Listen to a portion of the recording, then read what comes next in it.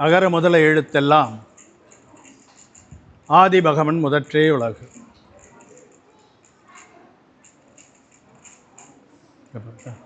தொடக்கூடாதுன்னு சொல்லியிருக்காங்க. அதை பிடிச்சி கீழே பிடிச்சிருந்தா இப்போ நிமிஷத்து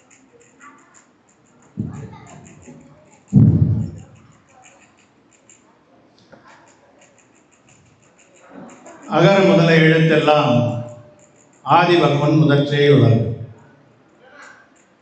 வென்றான் வினையின் தொகையாய விரிந்து தன்கண் ஒன்றாய் பரந்த உணர்வின் ஒழியாது முற்றும் சென்றான் சுடரொளி சுழ முற்றும் நின்றான் அடிக்கீழ் பணிந்தார் வினை நீங்கி நின்றார். நின்றான் அடிக்கீழ் பணிந்தார் வினை நீங்கி நின்றார். சூளாமணி என்கின்ற அந்த நூலை குறித்து அறிமுக உரையிலே நமது ஐயா பத்மராசனார் அவர்கள் தெரிவித்தார்கள். அந்த சூளாமணி நூலினுடைய இறைவணக்க பாடல்தான் நம்முடைய சமணர்கள் எழுதிய காப்பியங்கள் பல பல. ஐம்பெரும் காப்பியங்களிலே 5 காப்பியங்களிலே 3 காப்பியங்கள் சமணர்கள் எழுதியது. அதெல்லாம் தெரிஞ்சுதான் இருக்கும். 5 காப்பியங்கள் 5 கொஞ்சம் நல்லா அதே சிறுகாப்பியங்கள் 5 வருது இல்லைங்களா? அந்த 5ஐயும் எழுதுனது சமணர்கள் தான். அந்த 5 காப்பியங்களில் ஒன்றாக இருப்பது தான் சூளாமணி. சூளாமணி காப்பியத்தினுடைய இறைவணக்க பாடல் மட்டுமல்ல, நமது சமண நூல்களிலே காணப்படுகின்ற இறைவணக்க பாடல்கள் எல்லாமே குணத்தை துதியாக கொண்டவை. அறிமுக உரையிலே சொல்லும்போது ஐயா குறிப்பிட்டது, அவங்க என்ன வழியில போனாங்களோ அந்த வழியில நம்ம போகணும். அதுக்கு தான் நம்ம சாமியை கும்பிடணும், கோயிலுக்கு வரணும். இங்க வந்து சாமியை கும்பிட்டுட்டு அவங்க சொன்னதுக்கு எதிர்மாறாக செய்தால் இங்க வர்றதுல எந்த பிரயோஜனமும் கிடையாது. அப்ப அவருடைய குணம் என்ன, அந்த குணத்தை நாம் பின்பற்ற வேண்டும் என்பதற்காகத்தான் இறைவணக்க பாடல்களில் குணஸ்துதியாக அதை கூறியிருப்பார்கள். ரூபஸ்துதி என்று உண்டு. பார்த்தீங்கன்னா பக்தாமரமெல்லாம் பார்த்தீங்கன்னா ரூபஸ்துதி, ரூபத்தை பற்றி அதிகமாக அதிலே குறிப்புகள் இருக்கும். அவருடைய அழகை பற்றி பேசுவார்கள், அவருடைய கண்களை பற்றி, அவருடைய மார்புகளை பற்றி, அந்த மார்பிலே லட்சுமி உரைகிறாள் என்றெல்லாம் நமக்கு நூல்களிலே குறிப்பிடப்படும். அதெல்லாம் வந்து உருவத்தை பற்றி குறிப்பிடுவது ரூபஸ்துதி. குணஸ்துதி என்பது அதுதான் ரொம்ப முக்கியமானது. எடுத்த உடனே முதல் வார்த்தையாக என்ன அந்த கடவுள் வாழ்த்து பாடல்ல சொல்ற பாருங்க, வென்றான். அந்த முதல் வார்த்தையே ஒரு சுபமான வார்த்தையாக இருக்கு. வென்றான் வினையின் தொகையாய, எதை வென்றான் என்றால் வினையின் தொகையை வென்றான். அதுல வினையை வென்றான்றதுக்கு வினையின் தொகையை வென்றான்றதுக்கு என்ன வித்தியாசம்? வினை 8, ஆதி வினைகள் 4, அகாதி வினைகள் 4. தெரிஞ்சிருக்கோம் எல்லாம், உங்களுக்கு தெரிஞ்சதை பற்றி தான் நம்ம பேசணும்.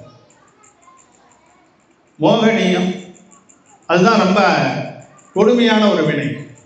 தர்ஷனாவர்ணம், ஞானாவர்ணம், அந்தராயம், இந்த 4ம் அகாதி வினை, காதி வினை. அதன் பிறகு வரக்கூடிய வேதனியம் என்கின்ற வினை, நாமம் என்கின்ற வினை, ஆயுள் என்கின்ற வினை, கோத்திரம் என்கின்ற வினை, இது 4ம் அகாதி வினை. இந்த 4 + 4 8 வினைகளைத்தான் எண் வினை என்று கூறுவார்கள். நம்முடைய குந்தகுந்தர் திருக்குறளிலே கூட அதைத்தான் கூறுவார், எண் குணத்தான் என்று குறிப்பிடுவார். என் குணம் என்று என்னவென்று சொன்னால், இந்த 8 வினைகளை அழித்தால் அதனால் வரக்கூடிய குணம் என் குணம். அந்த 8 குணங்களை தொகையாக இங்கு குறிப்பிடுகிறார். அந்த 8 குணம் 8 மட்டும் இல்லை, அதிலே உட்பிரிவுகளாக மொத்தம் 148 வினைகள் நமக்கு தத்துவ சூத்திரத்திலே குறிப்பிடப்படுகின்றன. அப்ப வினை ஒரு தொகையாக இருக்கிறது. ஒரே ஒரு அம்புல ஒன்னத்தை வீழ்த்தி விட்டால் வெற்றி என்பது கிடையாது. அந்த 148 மட்டும்தான் இருக்கிறதா என்று சொன்னால் அதுவும் பல பிரிவுகளாக காட்டப்படுது. அப்ப வினை ஒரு தொகையாக இருக்கிறது, தொகுப்பாக இருக்கிறது, ஒரு மலை போல இருக்கிறது. பல கற்கள் எல்லாம் குவித்து வைத்திருக்கின்ற ஒரு மலை போல இருக்கிறது. அதை வென்றவன், அந்த மாதிரி வினையின் தொகையை வென்றவன். அதன் பிறகு எங்கு சென்று இருக்கிறான்? சுடர் சூழ் ஒளியாகி சென்றான். அதன் பிறகு அவனுக்கு ஒளிவட்டமானது ஏற்படுகிறது, சித்த பதவியிலே சென்று அமர்கிறான். அப்படிப்பட்ட அந்த அரகந்தரை, சித்தரை அவருடைய அடிக்கு பணிந்தார், வினை நீங்கி நின்றார். அவருடைய அடி கீழ் பணிந்தார் என்று சொன்னால், அவர் எந்த பாதையிலே நடந்து சென்றாரோ அந்த பாதையிலே செல்பவர் தான் அவர் அடி கீழ் பணிந்தார். அப்படி செல்பவர்கள் அவர்களும் வினையை நீங்கி நிற்கிறார்கள், அவர்களும் அரகந்தராகிறார்கள். அறிமுக உரையிலே சொன்னது போல அவர்களும் வழிபடத்தக்கவர்களாக. நமக்குன்னு நம்ம சமணம் என்ன கூறுகிறது என்று சொன்னால், கடவுள் வேறு, நம்ம சாதாரணமாக இருக்கிற உயிர் வேறு அல்ல. மகாவீரர் சாதாரண மனிதனாக பிறந்தவர் தான். அவர் எப்படி இப்ப கடவுளாக மாறினார் என்று சொன்னால், 8 வினைகளை அழித்து கடவுளாக மாறியிருக்கிறார். அதுபோல நாமும் நம்மிடம் இருக்கின்ற அந்த காதி அகாதி வினைகளை எல்லாம் அழித்து விட்டால் நாமும் கடவுளாகிவிடலாம், யார் வேண்டுமானாலும் ஆகலாம். அப்படி ஆனவர்களை பற்றிய கதைகளைத்தான் நமக்கு இந்த நூல்கள் கூறுகின்றன. பொதுவாக பார்த்தீங்கன்னா தமிழ் மரபு என்ன அப்படின்னு சொன்னோம்னா, சமயசாரம் நீங்கள் பார்த்துருப்பீங்க, பிராகிருத நூலிலே இருக்குது. பிராபரபுத்திரியம் என்று சொல்வார்கள். சமயசாரம், பிரவச்சனசாரம், நியமசாரம் போன்ற நூல்கள் எல்லாம் குந்தகுந்தரால் பிராகிருத மொழியிலே எழுதப்பட்டது. பிராகிருதத்துக்கு பின் சற்று நாள் கழித்து வந்ததுதான் சமஸ்கிருதம். ஆச்சாரிய உமா சுவாமி தத்துவார்த்த சூத்திரத்தை சமஸ்கிருத நூலிலே எழுதியிருக்கிறார். அந்த நூல்கள் எல்லாம் எதை குறிக்கின்றன என்று சொன்னால், தத்துவங்களை குறிக்கின்றன. 4 விதமான அநியோகங்கள் என்று சொல்வார்கள். சமணத்தை நம்ம அரகந்தர் சமோசரணத்திலிருந்து உரைக்கும் பொழுது அதை கணதரர் 4ஆக பிரித்து கொடுக்கிறார். பிரதமான யோகம் என்று சொன்னால், நம்ம இந்த 63 பேர் சலாகா புருஷர்கள் என்று சொல்வார்கள். அவருடைய வரலாற்றை கூறுவது பிரதமான யோகம். கரணாணி யோகம் என்று சொன்னால், இந்த உலகத்தினுடைய அமைப்பை பற்றியும் வினைகளை பற்றியும் கூறுவது கரணாணி யோகம். சரணாணி யோகம் என்று சொன்னால், இல்லற வாழ்க்கையிலே இருப்பவர்களுடைய ஒழுக்கத்தையும் முனிவர்களுடைய ஒழுக்கத்தையும் விவரமாக கூறுவது சரணாணி யோகம். திரவியான யோகம் என்று சொன்னால் தத்துவங்களை பற்றி கூறுவது திரவியான யோகம். இப்படி பிரித்து கொடுத்திருக்கிற நூல்கள் தான் அந்த வடமொழியிலே நான் இப்போது குறிப்பிட்ட நூல்கள். அதில் படித்தீங்கன்னா அதில் தத்துவங்களாக வந்து கொண்டே இருக்கும். அது ஒரு உரை நூல் இருக்கும், அதை படிச்சுட்டு இருக்கீங்க. ஆனால் தமிழ் மரபு எப்படி சமணத்தை வளர்த்தது என்று பார்த்தால், சீவக சிந்தாமணியிலே இருந்து ஆரம்பிக்கலாம். சிலப்பதிகாரத்திலும் உண்டு, சிலப்பதிகாரத்திலே மறைமுகமாக இருக்கும். சமண தத்துவங்கள் தான் அங்கே இருக்கும். மும்மூடத்தை குறித்து கண்ணகியே பேசுகின்ற அந்த விஷயமெல்லாம் வரும். துறை மூழ்கி அவருடைய தோழி சொல்வார் கண்ணகியிடம், கணவனை பிரிந்திருக்கிறாய், இந்த கடல் ஓரத்திலே இந்த ஆறு சென்று கலக்கிறது, அந்த கலக்கின்ற இடத்திலே குளங்கள் இருக்கின்றன, அந்த குளத்திலே மூழ்கி எழுந்தாயானால் உன்னுடைய பாவங்கள் எல்லாம் கழித்து விடும், கணவன் உன்னோடு சேர்ந்து விடுவாள் என்று சொல்வார். அப்போது கண்ணகி அதுக்கு ஒரு வார்த்தை 2 சொல்லதான் சொல்வார், பீடு அன்று என்று சொல்வார். நீ சொல்வதெல்லாம் தவறு. சமணம் மும்மூடங்களை குறித்து கூறுகிறது. மும்மூடம், அந்த 3 மூடங்களை விலக்கி வைக்க வேண்டும். உலக மூடம், தேவ மூடம், பாஷண்டி மூடம். உலகத்திலே இருக்கின்ற மூட பழக்கங்களிலே கங்கையிலே சென்று குளித்து விட்டு வந்தால் பாவம் போயிடும் சொல்வாங்க. அது உலக மூடம். சமணம் அதை ஏற்பதில்லை. அந்த உலக மூடங்களில் ஒன்றாகத்தான் நீ குறிப்பிடுகிறாய். அது பீடு அன்று, நீ சொல்வது சிறந்தது இல்லை என்று சொல்கின்ற அந்த கருத்து சமண கருத்து. இப்படி எல்லா இடங்களிலும் சிலப்பதிகாரத்திலே ஆங்காங்கு தெளித்தது போல சமண கருத்துகள் இருக்கின்றன. சீவக சிந்தாமணியை பொறுத்த வரைக்கும் 13 இளம்பகங்களை கொண்டது. அதிகாரம் என்று சொல்றோம், அந்த மாதிரி 13 இளம்பகங்களை கொண்டது. அந்த 13 இளம்பகத்திலும் ஆங்காங்கு இது போன்ற தத்துவ கருத்துகள் வந்து கொண்டே இருக்கு. அந்த நூலை படிப்பவர்கள் எல்லாம், இந்த கருத்து தெரியாம படிக்கிறவங்க எல்லாம் அதை ஒரு காம நூல் என்று அழைப்பார். அப்படிப்பட்ட பாடல்கள் அதில் விரவி இருக்கும். ஆனால் அதையெல்லாம் விலக்கி வைத்து விட்டு பார்த்தோமானால் எல்லா அதிகாரத்திலும் சீவகனுடைய வாயிலாக அங்கு அறம் உரைக்கப்படுகிறது. இது போல கதைகளின் மூலமாகத்தான் அறம் கூறப்பட்டு இருக்கிறது தமிழ் மரபில். அதனால இதிலேயே ரொம்ப சிகரம் வைத்தது போன்ற ஒரு நூல் மேருமந்திர புராணம். மேருமந்திர புராணத்துல கதைக்கு மிக குறைவான இடம்தான், தத்துவத்துக்கு அதிகமான இடம். சிவசிந்தாமையில முக்தி இளம்பகத்தில் கடைசியில் ஒரு 7 பாடல்கள்ல தான் மோட்சம் எப்படி அடையிறதுன்னு சொல்லுவாங்க. வேறே முக்தி இளம்பகம் 550 பாடல்கள் இருக்கின்றன. ஆனால் அந்த முக்திக்கு போகின்ற வழியை 7 பாடல்களிலே சொல்லிவிடுவார். அதனால இங்க கதைகள் முன்னிலைப்படுத்தப்பட்டு இருப்பது சிந்தாமணியில். மேருமந்திர புராணத்திலே நம்முடைய தத்துவங்கள் முன்னிலைப்படுத்தப்பட்டிருக்கு. அதை படித்து பார்த்தோம்னா புரியுறது கொஞ்சம் கஷ்டமா இருந்தாலும் உரை நூல்களை வைத்து பார்க்கும் பொழுது இந்த சமண தத்துவங்கள் குறித்து வடமொழி நூல்களிலே என்னென்ன கருத்துகள் இருக்கின்றனவோ எல்லா கருத்துகளும் அந்த மேருமந்திர புராணத்திலே இருக்கிறது. அது இல்லாதது எதுவுமே கிடையாது. அதை படித்து உணர்ந்து கொள்ள வேண்டும். அப்படிப்பட்ட ஒரு வழியிலே தான் இந்த சூளாமணி நூல் எழுதப்பட்டிருக்கிறது. கதை மூலமாக கதையை சொல்லிக் கொண்டு வரும்போதே நடுநடுவே சமண அறத்தை சொல்லி கடைசியிலே ஒரு முக்தி பாதையும் சொல்லக்கூடிய ஒரு நூலாக இது விளங்குகிறது. பவனபுரம், சுரமை நாடு, பௌதனபுரம். பௌதனபுரம்னா தெரிஞ்சிருக்கும். பௌதனபுரம்னா என்ன, ஏதாவது ஞாபகம் வருதா யாருக்காவது? பாகுபலியுடைய பாட்டில் வரும் அந்த வார்த்தை, ஞாபகம் வரல. நம்ம அந்த துதிப்பாடல்கள்லாம் அதுக்கு தான் இருக்குது. இந்த விஷயங்களை எல்லாம் உங்களுக்கு தெரிந்து கொள்ள வேண்டும் என்பதற்காகத்தான் துதிப்பாடல்களிலே அதெல்லாம் கலந்துருப்பான். ஆதிநாத பகவான்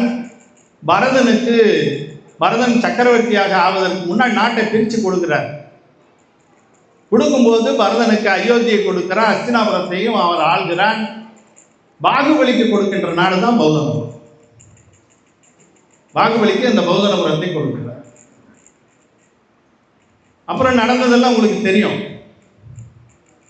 பரதன் சட்கண்ட அதிபதியாக ஆகி 6 கண்டங்களையும் வென்றுவிட்டு சக்கரங்கள் தோன்றுகிறது அவனுக்கு. சக்கரவர்த்தின்னு சொன்னா எந்த ஒரு பகையையும் அழிக்கக்கூடிய சக்கரம் அவனுக்கு தோன்றும். அவன் தான் சக்கரவர்த்தி. அவன் 6 கண்டங்களையும் சென்று வென்று விட்டு அயோத்திக்கு உள்ளே நுழையும் பொழுது அந்த சக்கரம் உள்ள போகாம வெளியே நிற்குது. உள்ள போகல. என்ன காரணம் கேட்கிறான். அப்ப அமைச்சர்கள் சொல்கிறார்கள், பௌதனபுரத்தில் இருக்கக்கூடிய உங்களுடைய சகோதரன் பாகுபலி உங்களுடைய ஆட்சியை ஏற்றுக்கொள்ளவில்லை, அவன் உங்களுக்கு எதிர்க்கிறான் என்று அங்கு சொன்னான். 2 பேருக்கும் என்ன ஆகுது?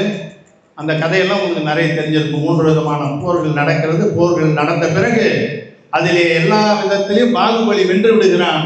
வென்ற பிறகு அவன் மனதிலே என்ன தோன்றுகிறது என்று சொன்னால், இந்த சாதாரண நாட்டுக்காக அண்ணன் தம்பி உறவினுடைய ஒரு புனிதமே கெட்டு போகின்ற அளவுக்கு இந்த விதியானது விளையாடி கொண்டிருக்கிறதே, இதை வென்றால்தான் அவன்தான் சுத்த மனிதனாக இருக்க முடியும் என்று சொல்லி நாட்டை பரதனுக்கு கொடுத்து விட்டு தன்னுடைய மகனிடம் பௌதனபுரத்தை ஒப்படைத்து விட்டு அந்த பாகுபலி துறவுக்கு சென்று விடுகிறார். இந்த பௌதனபுரம் இந்த இடத்திலே காட்டப்படுது. சுரமை நாடு, அந்த சுரமை நாட்டினுடைய தலைநகரம் பௌதனபுரம். அந்த பௌதனபுரத்தினுடைய மன்னன், அது அந்த காலத்தில் நடந்துச்சு. இப்ப இருக்கிற மன்னன் பயாபதி. அந்த பயாபதி மன்னனுக்கு ஜெயவதி மிருகவதி என்று 2 மனைவிகள். ஜெயவதிக்கு மகன் விஜயன், மிருகவதிக்கு மகன் திவிட்டன். இந்த மாதிரி 2 மகன்கள் அவர்களுக்கு பிறக்கிறார். மாயாவதி மன்னன் மிக சிறப்பாக செல்வாக்கோடு தன்னுடைய ஆட்சியை நடத்தி கொண்டிருக்கிறார். கோலாமொழித்தவர் அப்படியே கதையை அப்படியே திருப்புறார். சினிமாவெல்லாம் பார்த்துருப்பீங்க, ஒரு இடத்த காமிப்பாங்க கேமராவில், அது பார்த்தா சம்மந்தமே இல்லாத இன்னொரு இடத்த கொண்டு காமிப்பாங்க டைரக்டர். அந்த மாதிரி கதை போக்கை கொண்டு வந்து கொள்கிறார். அப்படி விஜயாந்த மலை, விஜயாந்த மலைன்னா தெரியும், வித்யாதரர்கள் வசிக்கின்ற இடம் விஜயாந்த மலை. அந்த விஜயாந்த மலையில் ரதனபுரம் என்கின்ற அந்த நாட்டினுடைய அந்த நகரத்தினுடைய தலைவனாக இருக்கிறோம் சோழன சடி. அதெல்லாம் வடமொழி பேர் ஜொல்ல சடி பேர், தமிழில் சோழன சடி என்று நமக்கு தேவர் பெருமான் குறிப்பிட்டார். அந்த சோழன சடிக்கு அருக்க கீர்த்தி என்ற ஒரு மகன், சுயம்பிரபை என்ற ஒரு மகன்.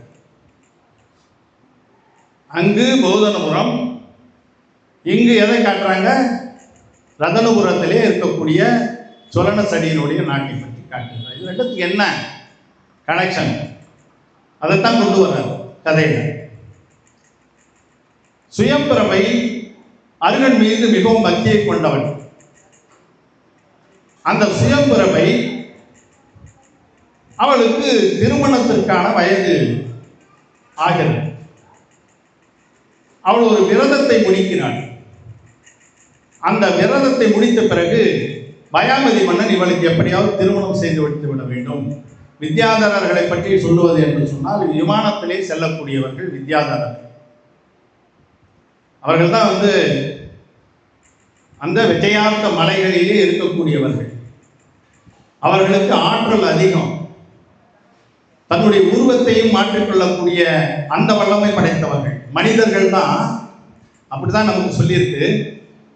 ஆனாலும் கூட அவர்களுடைய ஆற்றல் வேறு விதமாக இருக்கும். மனிதர்களை விட ஒரு படி மேலானவர். அப்படிப்பட்ட அந்த நாட்டினுடைய அந்த மன்னன் தன்னுடைய மகளுக்கு திருமணம் செய்து வைக்க வேண்டும் என்பதற்காக அங்க இருக்கின்ற அமைச்சர்களை எல்லாம் கூட்டி மந்திர ஆலோசனைகளை வைக்கிறார். அந்த வித்யாதரர்களுக்கெல்லாம் ஒரு தலைவன் இருக்கிறான். மயூர கிரீவன் என்பவனுக்கும் நீலாஞ்சனை என்பவனுக்கும் பிறந்தவன் அச்சுவ கிரீவன் என்பவன். அந்த அச்சுவ கிரீவன் அர்த்த சக்கரவர்த்தி. அர்த்த சக்கரவர்த்தினா பாதி சக்கரவர்த்தின்னு.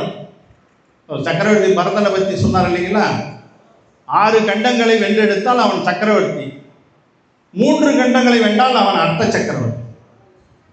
அதுபோன்று 3 கண்டங்களை வென்று அந்த வித்யாதரர்களுக்கெல்லாம் தலைவனாக இருக்கக்கூடியவன் அச்சுவக்கிரீவன்.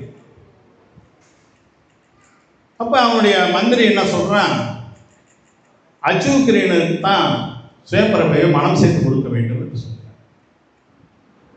அப்ப அடுத்து ஒரு மந்திரி இருக்கான், சுஸ்ருதன் என்ற மந்திரி. அச்சுவக்கிரீவன் வயதானவன்.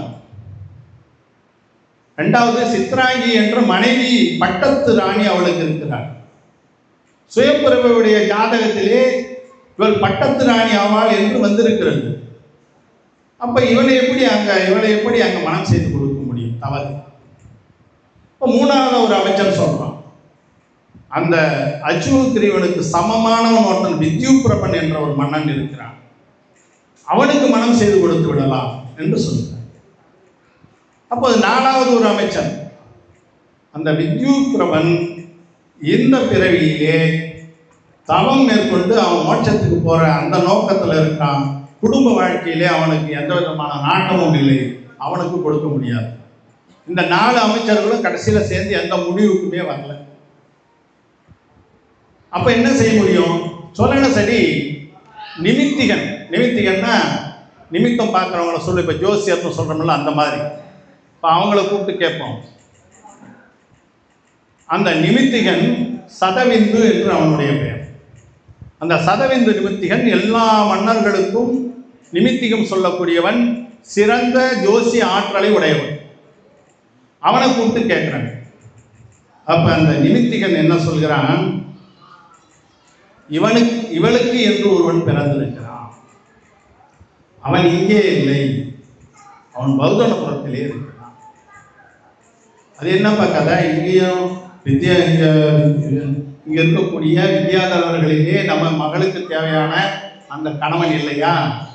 அங்கு மனித பிறவியிலே கொண்டு போய் ஒரு ஆணை சொல்கிறாயே, நம்முடைய பிறப்பை விட அவங்களெல்லாம் கொஞ்சம் வித்தைகளை குறைவான பிறப்பில்லை, வித்தைகள் தெரியாதவர்கள், உருவத்தை மாற்றிக்கொள்ள முடியாது, விமானத்திலே செல்ல முடியாது. சாதாரணமாக இப்போ பார்ப்போம், நம்முடைய ஜெயின ராமாயணத்தை, நம்ம சமணத்தில் ஜெயின ராமாயணம் என்று ஒன்று இருக்கிறது. நமக்கு தெரிஞ்சதெல்லாம் என்ன?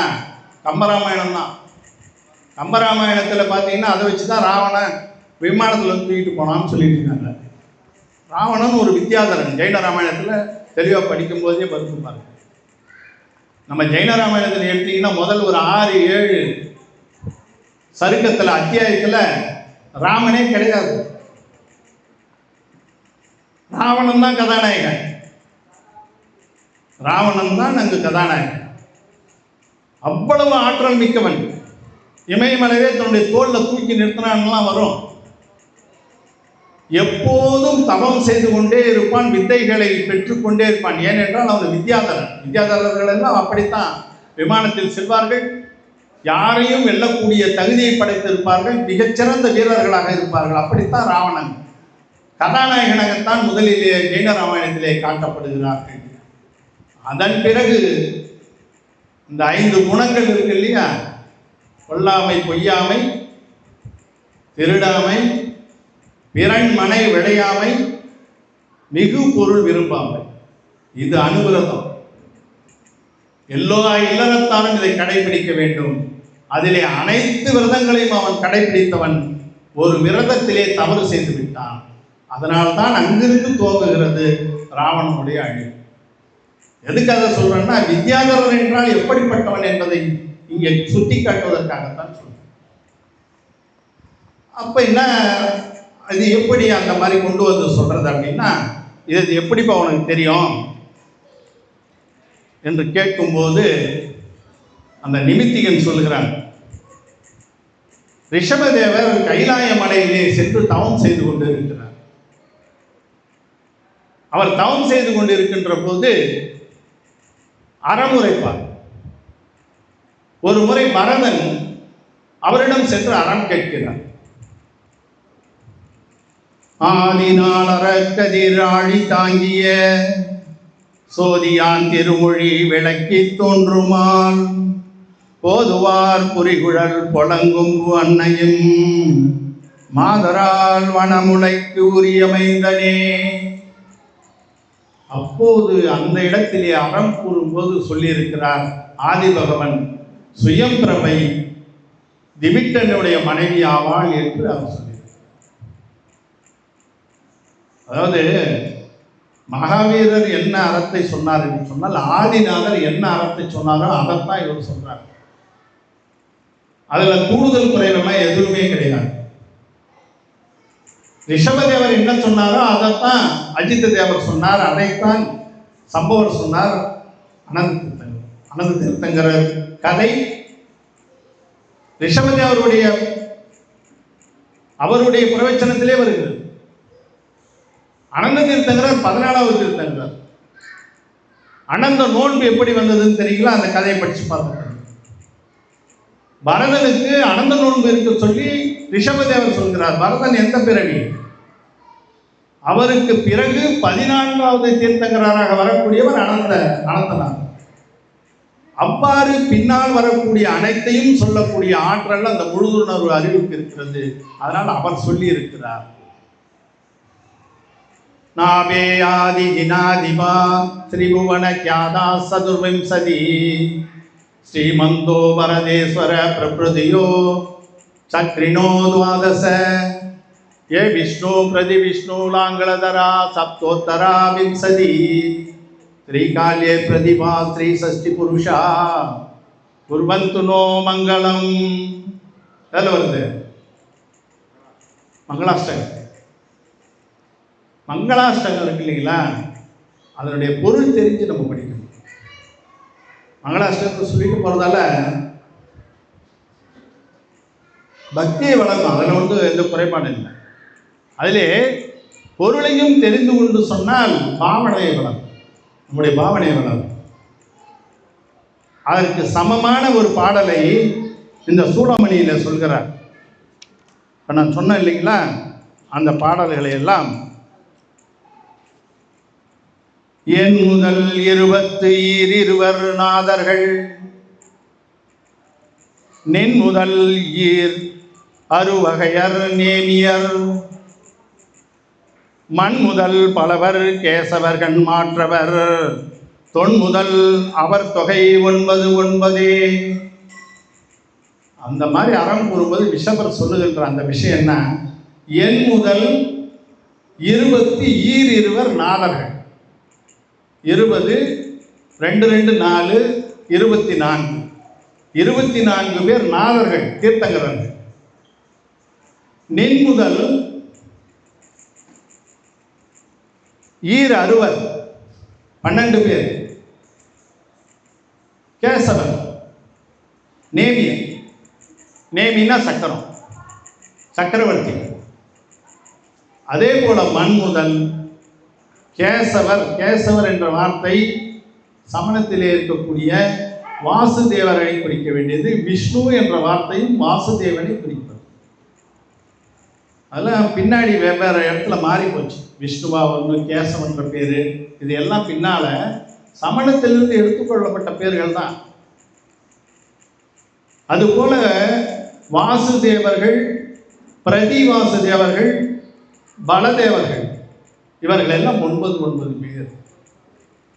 அதுதான் அந்த மங்களாஷ்டகத்திலே வரக்கூடியது. சதுர்விம்சதி எல்லாம் அந்த வார்த்தைகள் எல்லாம் வரும்.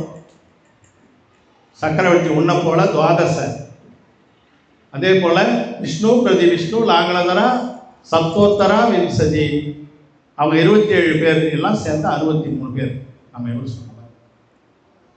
அப்போது சொல்லும் பொழுது அவர் என்ன சொல்கிறார், அந்த திவிட்டன் என்று பிறக்கிறான் இல்லையா பௌத்தனபுரத்திலே பயாபதி மன்னனுக்கு, அவன்தான் முதல் கேசவன்.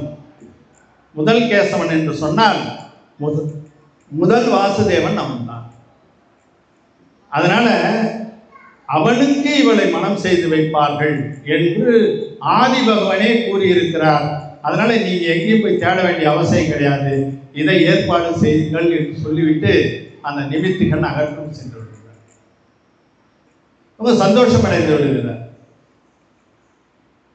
சந்தோஷம் அடைந்த பிறகு சம்பந்தம் பேசணும் இல்லையா, ஒரு தூதுவனை, மருசி என்கின்ற ஒரு தூதுவனை அனுப்புகிறார். அந்த திவிட்டன் யார் என்றும் சொல்கிறார். பாடல்கள் எல்லாம் போனாங்க. திவிட்டன் யார்? ஆதிபகவன் கூறுகிறார் பரதேஸ்வரன்ட்ட, உனக்கு ஒரு மகன் இருக்கிறான், மரிசி என்று ஒரு மகன் இருக்கிறான் இல்லையா. அந்த மரிசி யார்? மரிசி குமாரன் யார்? ஆதிபகவன் துறவுக்கு போகிறார். அவர் கூடவே ஆயிரக்கணக்கான மன்னர்கள் செல்கிறார்கள். அவர்களுக்கு பெண் கொடுத்த கச்சன், மகா கச்சன் போன்றவர்கள் எல்லாம் கூட அவர்களோடு செல்கிறார்கள். அப்போது பேரனாக இருக்கக்கூடிய மரிசியும் கூடவே செல்கிறார். ஆதிபகவன் நின்று தவம் இருக்கிறார். உணவு கிடையாது, எதுவும் கிடையாது, அசையாத நிலையிலே அவர் தவம் இருந்து கொண்டிருக்கின்ற நேரத்திலே கூட சென்ற அந்த மன்னர்களுக்கெல்லாம் அந்த தவத்தினை தாங்கக்கூடிய வல்லமை இல்லை. மரிசி குமாரனுக்கும் அந்த மாதிரி வல்லமை இல்லை. அவன் என்ன செய்யறான், திரும்பி வந்து அவுத்துப்பட்ட வேஷ்டியை கட்டிக்கிட்டு கிளம்பி வந்தான். அவன் 6 மாதங்கள் அவ்வாறு இருந்ததால தான் அந்த வேட்டியை ஒரு பாறை மேல போட்டுட்டு போயிட்டான். அது புழுதிப்பட்டு மழை பெய்து காத்தடிச்சு எல்லாம் காவி நிறமாக மாறிச்சு இல்லைங்களா.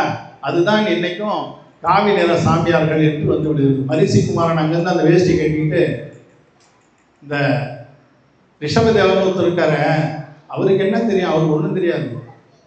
அவரை விட சிறந்த அறிவை உடையவன் நான், என்னை எல்லாம் பின்பற்றுங்கள் என்று சொல்லி அவன் ஒரு கும்பலை உருவாக்கி தெரிகிறான்.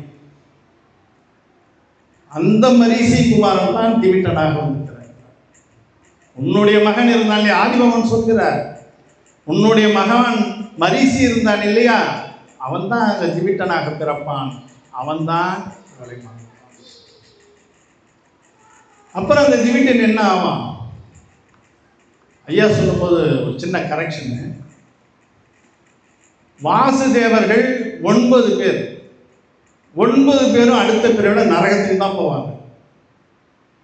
அவங்க அதன் பிறகு அவங்களுடைய கதை, அவங்க எல்லாருமே மோட்சம் போகக்கூடிய தகுதி படைத்தவர்கள்லாம் இன்னும் கொஞ்சம் பேர் போகாமல் இருக்கிறாங்க, நரகத்தில் இருந்துட்டு இருக்காங்க. கிருஷ்ணர்லாம் இன்னும் நரகத்தில் இருந்துட்டு இருக்காங்க. நம்ம கதைப்படி மகாபாரதத்தில் வர கிருஷ்ணன் வாசுதேவன், கடைசி வாசுதேவன் அவன் தான். அவன் நரகத்துக்கு போனவன் இன்னும் வரல.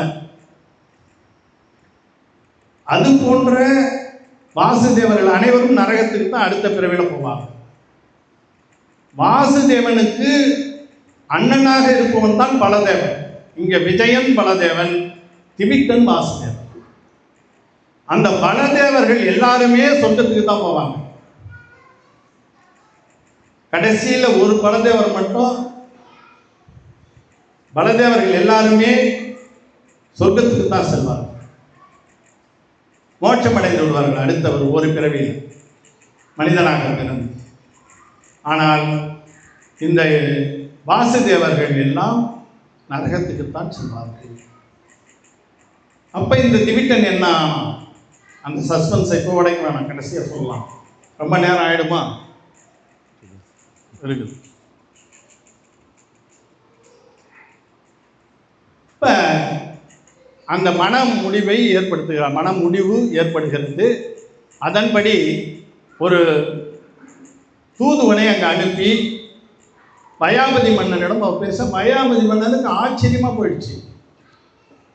எப்படி ஒரு வித்யாதரன் சாதாரண மனிதர்களிடம் வந்து சம்பந்தம் வைத்துக் கொள்ள வந்திருக்கிறார்கள் என்று மிகவும் மகிழ்ச்சியோடு அதுக்கு ஒத்துக்கொண்டு விட்டான்.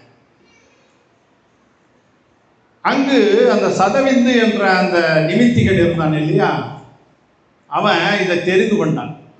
இங்க சொல்லிட்டான், எப்படி இங்க மனம் பேச போறாங்க, அச்சுவக்கிரியவங்கிட்ட நியூஸ் போயிடும், நம்ம அவங்கிட்ட போய் சொல்லணும்.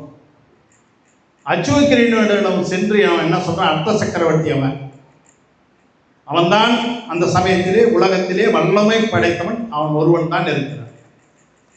அவங்கிட்ட போய் என்ன சொல்றான், உன் பழ வினை காரணமாக ஒரு எதிரி பௌதனபுரத்திலே தோன்றி இருக்கிறான். பழ வினை காரணமாக அவன் உன்னை வெல்லுவான் என்று அங்கு போய் சொல்றான். யாருமே எதிரியே கிடையாது, கண்ணு கெட்ட தூர்ன வரைக்கும் எதிரியே யாருமே இல்லைன்னு நினைச்சுக்கிட்டு இருக்கிறோம். அப்ப நமக்கு ஒரு எதிரி பௌதனபுரத்திலே இருக்கிறான் என்று இந்த சதவிந்து சொல்கிறானே என்று அவன் கேலியாக சிரிக்கிறான். அப்போ உடனே ஒரு ஆளை கூப்பிட்டு, ஒரு தூதுவனை கூப்பிட்டு அவன்கிட்ட போய் திரை வசூல் பண்ணிடுவான், கப்பம் கட்ட சொல்ல அவனை. அவன் கப்பம் கட்டிட்டா அவன் நமக்கு அடிமை சொல்லுவாங்க இல்லையா, அந்த மாதிரி. அவன் கப்பம் கட்டிட்டா நமக்கு அடிமை, நமக்கு எதிரி இல்லை, நம்ம புரிஞ்சுக்கலாம் நீ போ என்று அனுப்புகிறான். இங்கிருந்து போய் பயாபதி மன்னன் அங்கே அரண்மனையிலே உட்கார்ந்துருக்கான், அரசவையில் இருக்கிறான். அவனிடம் அச்சுவக்கிரிவன் உங்களிடம் திரை வசூல் பண்ணிட்டு வர சொல்லியிருக்காருன்னு அந்த தூதுவன் போய் சொல்கிறார். பொண்ணும் பொருளும் எக்கச்சக்கமாக ஒரு 1000 நடன மாந்தர்கள் அதெல்லாம் வரிசையாக வரும். நம்ம சூடாமணியை தயவு செய்து அனைவரும் புத்தகம் இருக்கிறது வாங்கி படிக்கலாம். அவ்வாறு வருகின்ற நேரத்திலே அவங்க போய் கேட்கும்போது பயாபதி மன்னன், இது நம்முடைய முன்வினை போல இருக்குது, அவன் உலகத்துக்கே ராஜா, அவங்ககிட்ட நம்ம என்ன சொல்ல முடியும், அவன் கேட்டால் கொடுத்து தான் அவனை கப்பம் கட்டணும்னா கட்டி தான் ஆகணும். நம்ம முன்னோர்கள் கூட கட்டி இருக்கிறாங்க, இப்போ கொஞ்ச நாளாக நம்ம கட்டலை, ஆனால் இப்போ கட்ட வேண்டிய சூழ்நிலை வந்துவிட்டது என்று சொல்லி அவன் திரைப்பொருள் எல்லாம் அந்த தூதர்களிடம் ஒப்படைக்கிறான், அவன் கேட்டதையெல்லாம். இதை திவிட்டன் பார்க்கிறான், என்ன எல்லாம் விமானத்தில் ஏறுது, ஏன்னா வித்யாதரர்கள் இல்லையா, பொண்ணும் பொருளும் பெட்டி பெட்டியாக விமானத்தில் ஏற்றுறாங்க, மகளிரை நடன மகளிரை எல்லாம் ஏற்றிக்கிட்டு இருக்காங்க, இது என்ன இதெல்லாம் நடத்திட்டு இருக்குன்னா இந்த திரை செலுத்துகிறார்கள் என்ற விஷயம் அப்போ தான் தெரியும். உடனே அவனுக்கு கோபம் வந்து விடுகிறது. அந்த தூதுவர்கள் எல்லாம் கூப்பிட்டு எல்லாத்தையும் இங்கே வச்சுட்டு திரையெல்லாம் செலுத்த முடியாதுன்னு போய் சொல்லிடு. அப்படியே அவர்களை இங்கே விட்டு விட்டு அச்சுவக்கண்டரிடம் சென்று செல்கிறார். அப்போ அங்கே அரிகேது என்ற ஒரு வித்யாதரன், அவனை கூப்பிட்டு, நீ சிங்க உருவிலே சென்று அவனை கொன்று விட்டு வா என்று அனுப்பிவிடுகிறார்.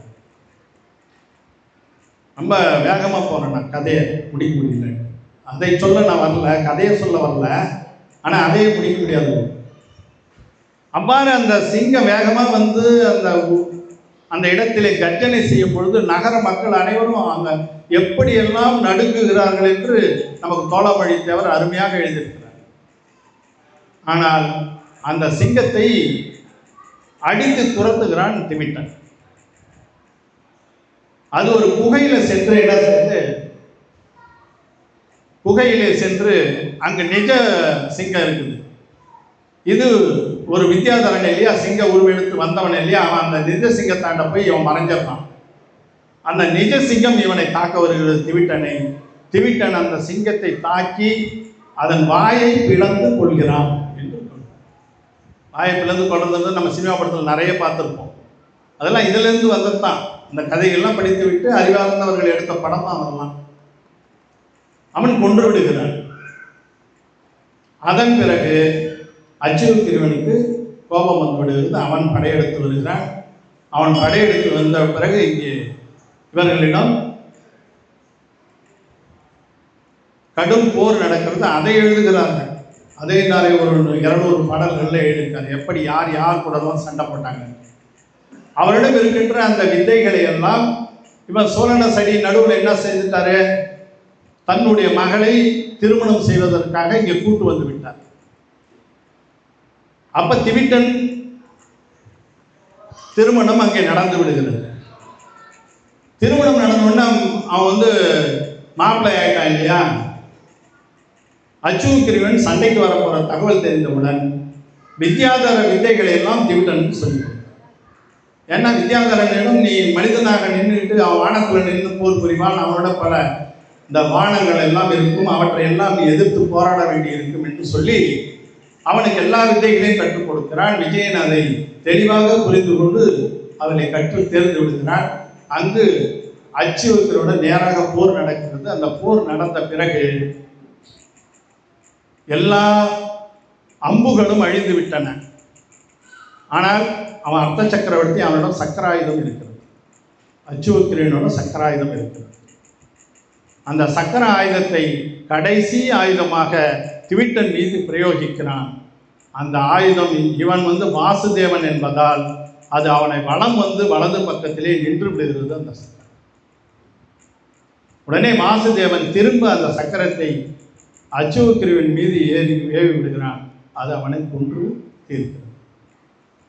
எப்படி பரதன் வந்து சக்கரத்தை எய்து விடுவான் கடைசியில், அதான் பாகுபலிக்கு அவனுக்கு பாகுபலிக்கு வைராகியம் வர்ற காரணமே அதுதான். சக்கர ஆயுதம் போனால் கொலை செஞ்சுட்டு தான் வரும்.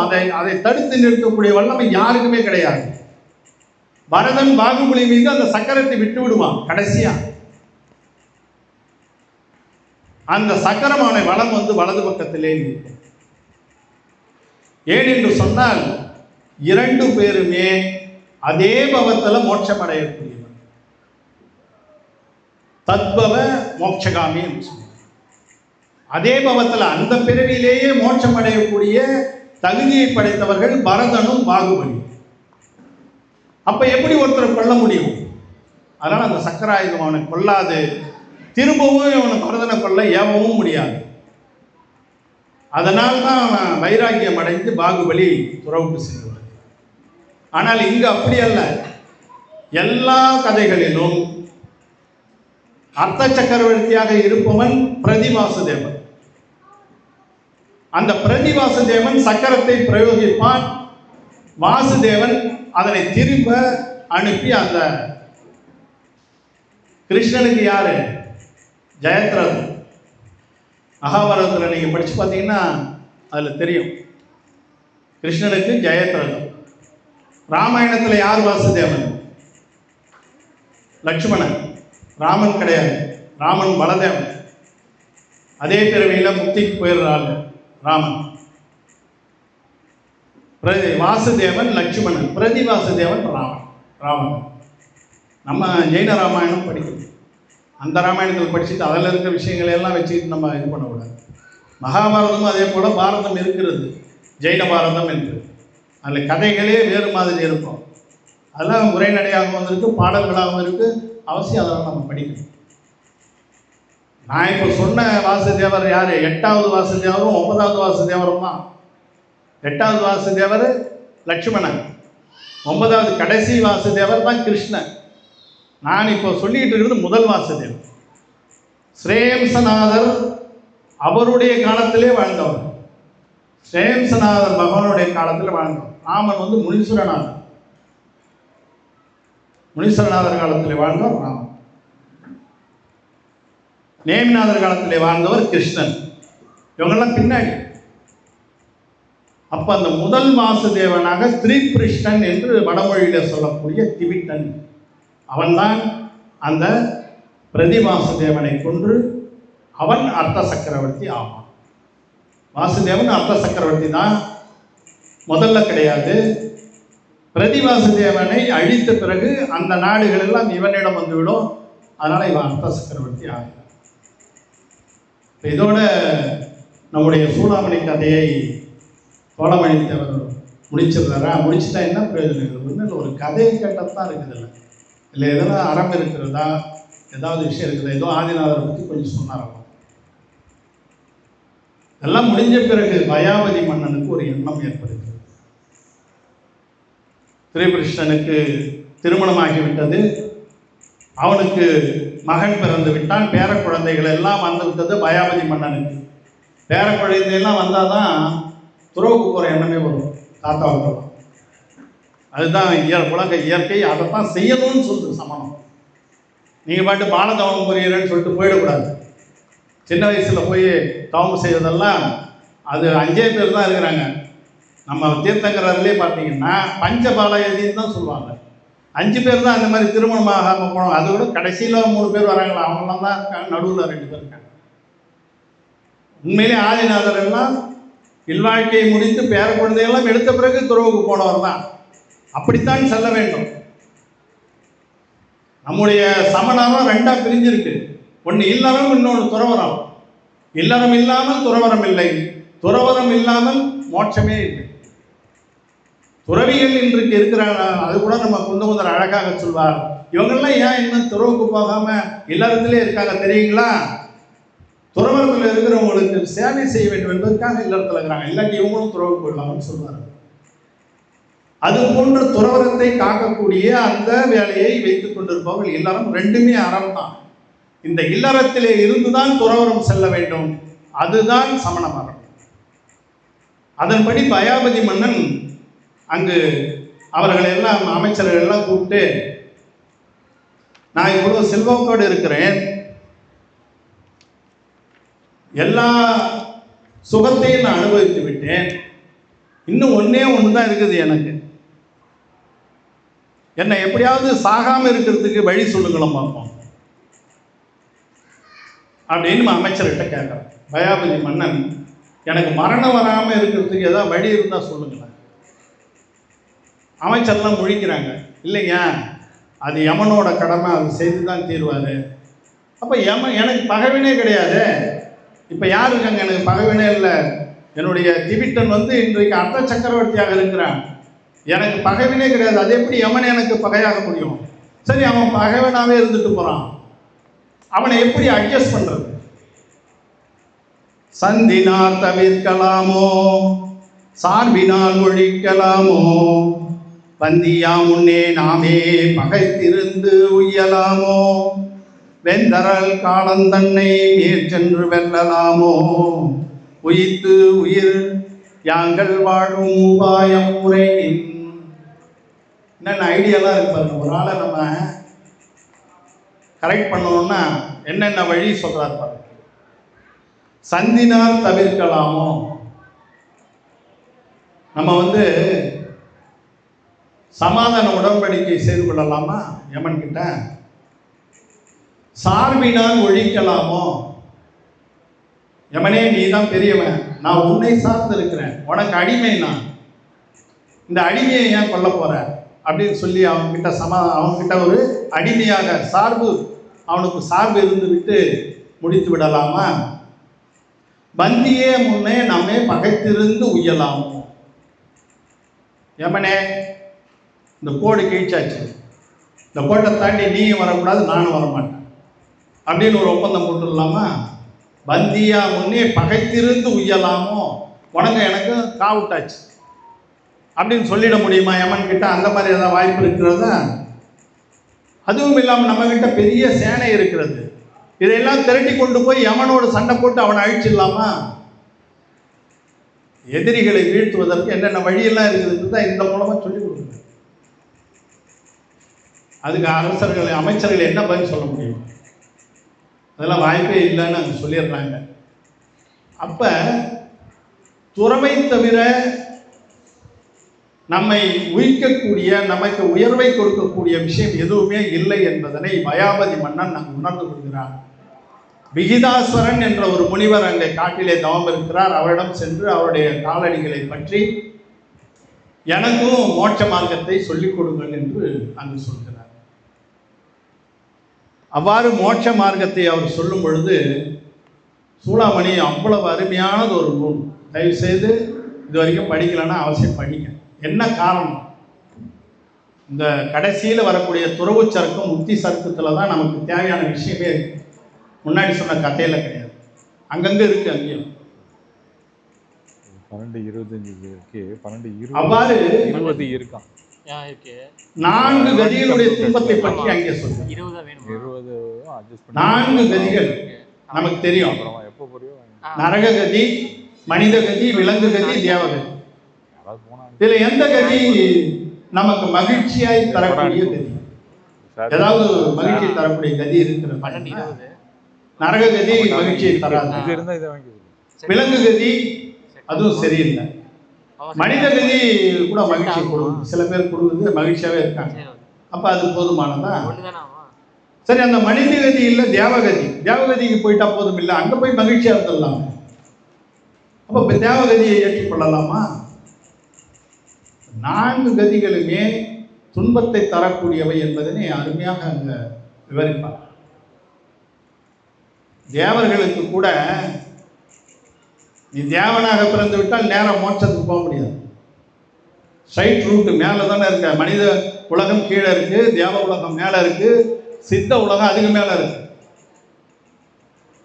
மனிதனாக பிறந்தவன் எப்படி சொல்ல முடியாது? தேவன் கிட்ட தானே இருக்கான் சித்த உலகத்துக்கு. அப்ப தேவன் நேரடியாக சித்த உலகத்துக்கு போயிடலாம்னா போக முடியும்.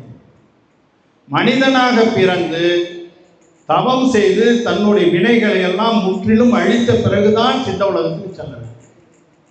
அப்ப அந்த தேவன் அவருக்கு கடற்காலத்திலே ஆயுள், சாதாரண ஆயுள் இல்லை, மிக நீண்ட ஆயுள்.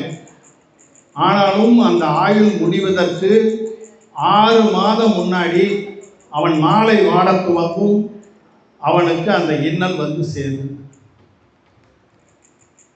அவனுக்கு இருக்கக்கூடியது இந்த ஒரு டெம்பரவரி இருந்தாலும் அடுத்த கதியில என்னவோ போய் பிறப்போன்னு தெரியாது. விலங்கா பிறப்பானா இல்லை மனிதனா பிறப்பானா, மரம் செடி கொடியா கூட போய் பிறக்கலாம், தேவன் இருக்கு. அதனால எந்த கதியில போய் பிறப்போன்னு அப்பவே மனசு கஷ்டப்பட ஆரம்பிச்சிடும் தேவனுக்கு. அப்ப இந்த 4 கதிகளுமே துன்பத்தை உடையவைதான்.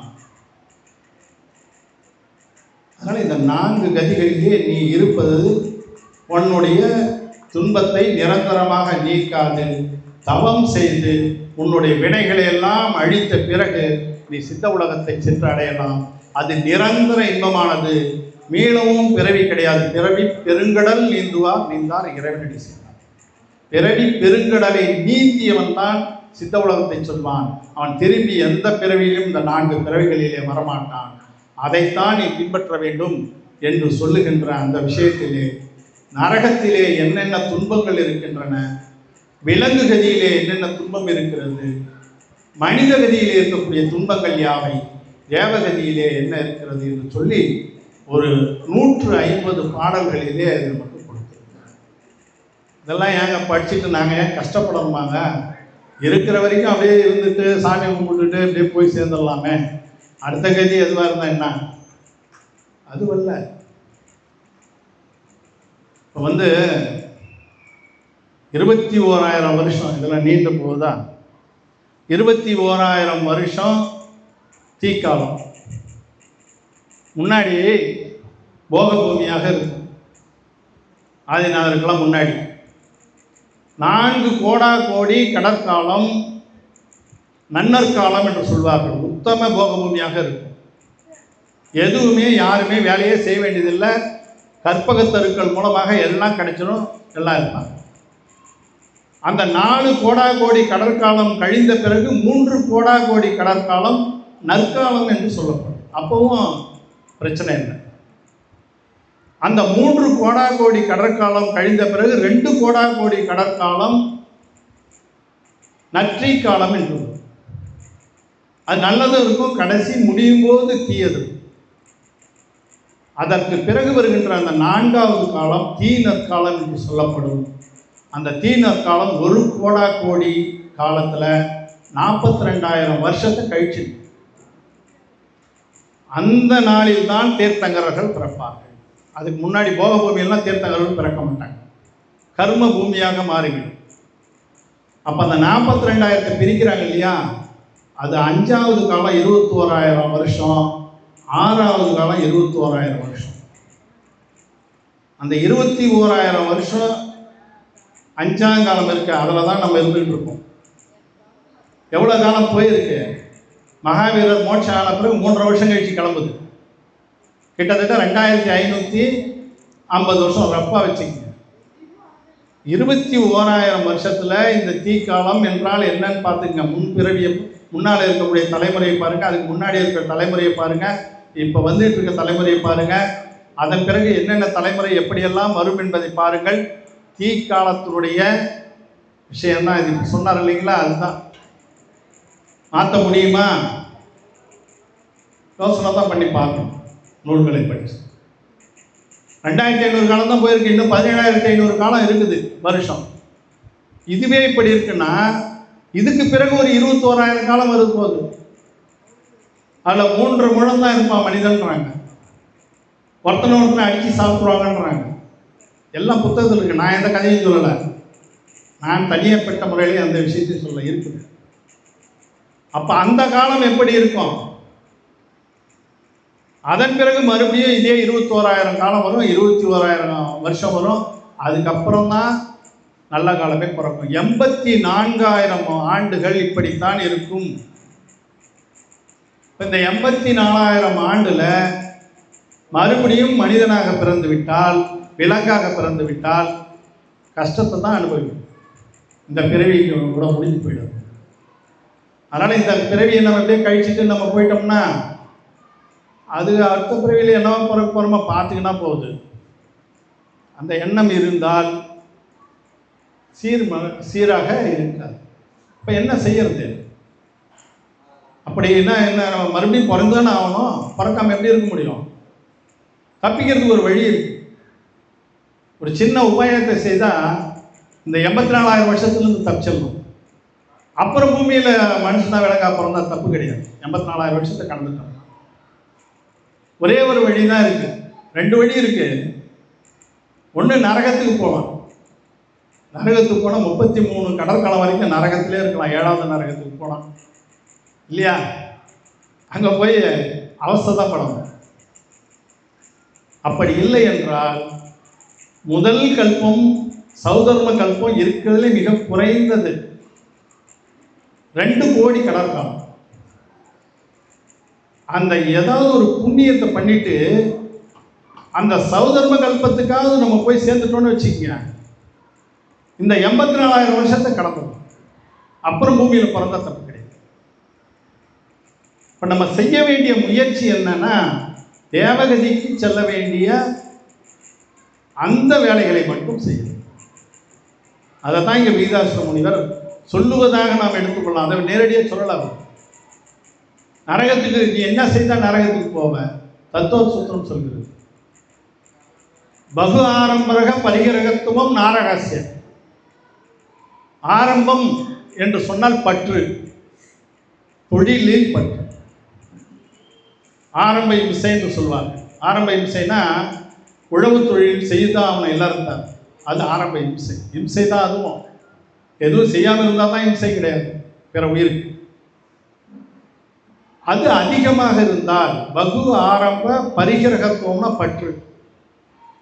தொழிலில் பணம் சம்பாதிக்க வேண்டும் என்ற அந்த ஆவலோடு ஓடிக்கொண்டே இருந்தீர்களானால் கடைசியில் எங்கே போய் நிற்பீங்க? நான் சொல்லலை, உமாசுவாமி சொல்கிறார், ஆச்சாரியர் உமாசுவாமி சொல்கிறார், நரகத்துக்குத்தான் போவீர்கள். சாபம் விடுற மாதிரி இருக்கா அப்படிலாம் நினைக்கக்கூடாது. இருக்கிறத நம்ம சொல்லணும், வழி இருக்கு, அதான் சொல்றாரு. தைரியக்கோ மாயா, வஞ்சகம் செய்கின்ற வேலைகளை எல்லாம் செய்தால், கபடத்தை செய்தால் விலங்காக போய் பிறப்பார். மாயா தைரியக்கோயஸ், அங்கு சென்று பிறப்பார். அதிகமான பற்று நரகம், அல்ப ஆரம்ப பரிகிரகத்துவம் மானுஷ்யன். கொஞ்சமாக பற்று இருந்தால் மனிதனாக பிறக்கலாம். அடுத்த பிறவியில் மனிதனாக பிறக்கணும்னா பற்று குறைச்சிங்கன்றார். சமயத்துவம் என்றும் சொல்கிறார், சமயத்துவத்தை நற்காட்சியை பெறுங்கள் என்று சொல்கிறார். அப்ப தேவனாக பிறப்பதற்கு என்ன வழி? அதுதான் நம்ம இங்க தெரிஞ்சுக்கணும். சராக சம்யமம் என்று சொல்வார்கள், புலனடக்கம். அதுதான் தேவகதியிலே கொண்டு போய் சேர்க்கும். 5 புலன்கள் இருக்கு. இதுதான் நமக்கு பாவத்தை வர வைக்கக்கூடியது. இதை மட்டும் அடக்கிவிட்டால் பாவம் என்ற ஊற்று நமக்கு வரவே வராது. நூல்கள் அதைத்தான் சொல்லுது. மெய், வாய், கண், மூக்கு, செவி, இதுதான் 5 புலன். உடம்பு சுகம், வாய் சுவை, கண் எதை எதெல்லாம் பார்க்கக்கூடாதோ அதை பார்ப்பது, மூக்கு நுகர்ச்சி, செவி கேட்க. இதை தன்னுடைய கட்டுப்பாட்டுக்குள் யார் வைத்திருக்கிறாரோ அவர்தான் பாவத்தை சம்பாதிப்பவராக இல்லை. அப்படி இருப்பவர்கள் தான் தேவ உலகத்திலே சென்று பிறக்கிறார்கள். சராக சம்யமம், சம்யமா சம்யமம், பாலதவம் என்றெல்லாம் கூட சொல்கிறார். பாலதவம் என்றால் விஷயமே புரியல கூட விரதம் இருக்கலாம். நமக்கு இதுக்கு தான் விரதம் இருக்கிறோம், இது தெரியல, என்னால் விரதம் இருக்க முடியல, அதெல்லாம் நான் தெரிந்து வைத்துக் கொண்டு தான் விரதம் இருக்கிறோம் அப்படின்னு சொன்னால் அது நல்லது, தப்பு கிடையாது. அது தேவகதியில் உச்சத்துக்கு கொண்டு போய் சேர்ப்போம். இருந்தாலும் கூட புலனடக்கத்தை செய்து அதன் பிறகு அந்த புலன்களை கட்டுப்படுத்தி நாம் வாழ்கின்ற அந்த வாழ்க்கை, அதுதான் நமக்கு தேவகதியை கொடுக்கும். ஆனால் அதை முயற்சி பண்ணலாம் இல்லையா? இந்த 84,000 வருஷத்தை இப்போ இருக்கிற இந்த தலைமுறை, இது அடுத்த அவதி ஞானம் நமக்கு கிடையாது. அவதி ஞானம் முற்பிறப்பை பற்றி தெரிந்து கொள்ளக்கூடிய, அறிந்து கொள்ளக்கூடியது முனிவர்களுக்கு சில பேருக்கு இருக்குது.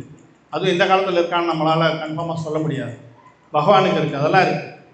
போன பிறவியில் நம்ம என்னவா இருந்தோம் தெரியாது, அடுத்த பிறவிக்கு எங்கே போக போகிறோம் தெரியாது, அடுத்த பிறவியில் நம்ம பிறந்த பிறகு இந்த மன்னார்குடியில் நம்ம இந்த வீட்டில் இருந்தோமா அது தெரியாது. அதெல்லாம் நமக்கு தெரிய வாய்ப்பு கிடையாது. அவதி ஞானம் என்ற ஒரு ஞானம் இருந்தால்தான் அது தெரியும், அதுக்கு வாய்ப்பு இல்லை.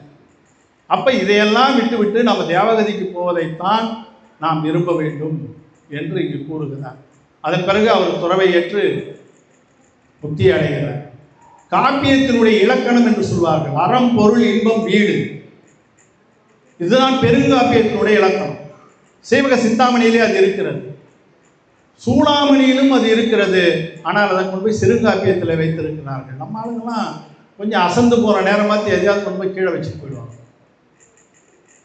அதனால் இதுவும் முக்தி வழியை காட்டக்கூடிய ஒரு நூலாகத்தான் இருக்கிறது. அந்த முக்தி வழி என்ன என்பதை பற்றி விவரிப்போமானால் அது அடுத்த வருஷம் கூப்பிடுங்க, முடிஞ்சால் நான் வந்து சொல்கிறேன். அது இந்த வருஷம் பேசுனதே ஒன்றும் தாங்கலான்றீங்களா, அது அடுத்த விஷயம். சரி, அந்த விஷயத்தை பாதியில் விட்டுட்டு போகக்கூடாது இல்லையா? அந்த திவிட்டன் முதல் வாசுதேவனாக பிறந்து நரகத்துக்கு போயிட்டான் இல்லையா அவனுடைய. ஆனால் விஜயன் அவனுடைய அண்ணன் இருக்கான்ல பலதேவன், அவன் சொல்லிட்டு அவன் முக்திக்கு போயிடுவான்.